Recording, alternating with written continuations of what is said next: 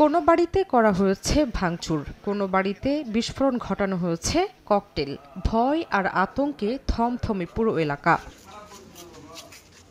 চাঁপাইনবাবগঞ্জ সদর উপজেলার সুন্দরপুর ইউনিয়নে দীর্ঘদিন ধরে দ্বন্দ্ব চলে আসছে ইউনিয়ন আওয়ামী লীগের সদস্য আলম আলী ও ইউনিয়ন যুবদলের সদস্য মোহাম্মদ ফারুকের মধ্যে। এর আগে একাধিকবার তাদের সমর্থকদের মধ্যে সংঘর্ষের ঘটনাও ঘটেছে। সম্প্রতি আগস্টে সরকার পতনের পর এ দ্বন্দ্ব আরও প্রকট আকার ধারণ করেছে।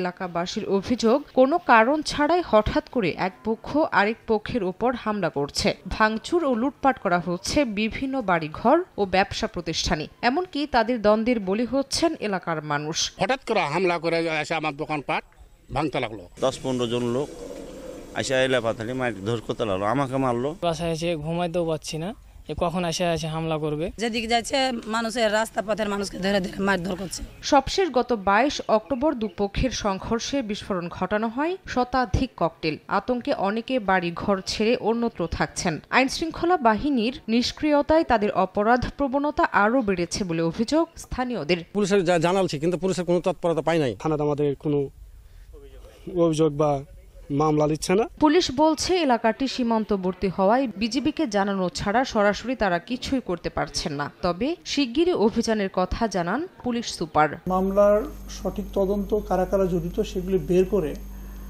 যারা যারা লিড করে এবং যারা মূলত এই ধরনের আতঙ্ক সৃষ্টি করে তাদের আইনের আওতায় আনবো। সদর থানার তথ্য মতে হামলার ঘটনায় এরই মধ্যে পাল্টাপাল্টি 3টি মামলা হয়েছে, আর এসব মামলায় গ্রেফতার করা হয়েছে 4 জনকে। সময় সংবাদ, চাঁপাইনবাবগঞ্জ।